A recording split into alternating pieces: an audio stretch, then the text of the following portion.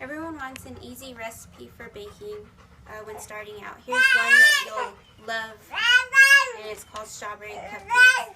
Many of us are interested in baking and think that it will be too difficult to start off, and a lot of the things that we try to bake never end up looking like the picture. This one is easy to follow and tastes amazing. I will talk you through what you will need, how to bake the cupcakes, and how to frost them. First, we'll talk about all you will need to bake the cupcakes. First, you'll gather 1 box of yellow cake mix, and that normally you'll combine water, about a cup of water, half a cup of oil, and 3 eggs to mix the batter. But if you don't want to use the 3 eggs, you're able to substitute about half of the substitute egg to replace the regular 3 eggs that you would normally use.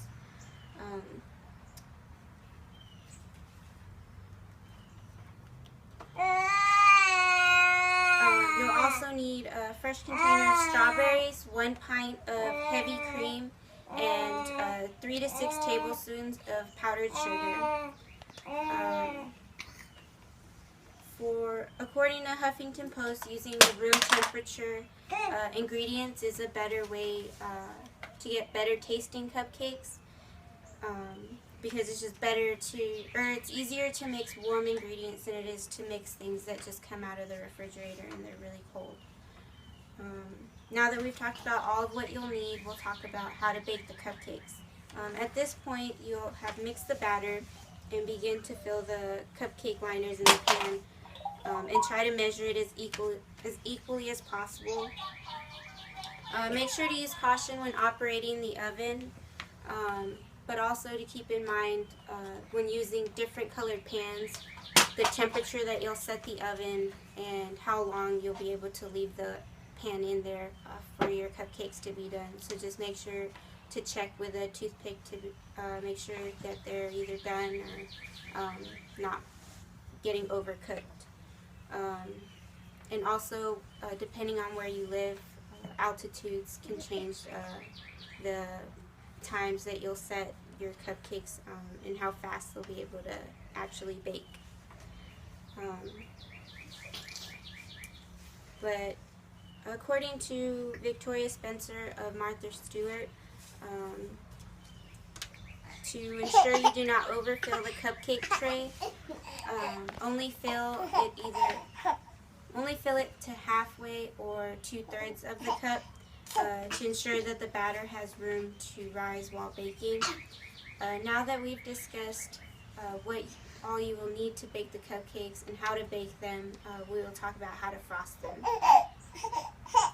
Finally, the best part, once the cupcakes are cooled down, you will be able to cut out a portion of the cupcake. So once you're done baking, they should be a bit brown. But once they've cooled, you can use a small measuring cup or a measuring spoon, and you'll be able to cut out part of the cupcake, so you'll have a cupcake with a hole about this size. To be able to put the fresh strawberries into your cupcake. Once you put the fresh strawberry in there, it'll look like this depending on how big your cupcake is. Sometimes the strawberries that you buy at the store are too big, so you'll have to cut them to be able to fit inside the cupcake. Once you're done with filling the cupcakes or the cupcake tray, and you've cut out the holes in the fresh strawberries, you'll start making the whipped cream for the frosting. So from there, you'll mix the whipped cream or the heavy cream with the powdered sugar, and it should get fluffy. If it's not fluffy and it's still runny, which happened to me, you just add a bit more of the powdered sugar. Like it said to use 3 tablespoons. I ended up using about 6, and that gave it the fluff that you would want. From there, once your frosting is mixed, and from there, once your frosting is mixed, you'll be able to put that in the pipe or pastry bag, and then you'll squeeze that over your cupcakes, and it should turn out looking like this. It's pretty easy, and it's not that hard. But once you frost your cupcakes, that's pretty much the easy part, and then from there you're able to share that with your family and friends. In conclusion, we've gone over what all you will need to bake the cupcakes, how to bake them and frost them. They are great for the spring and summertime, and remember to enjoy these with your family.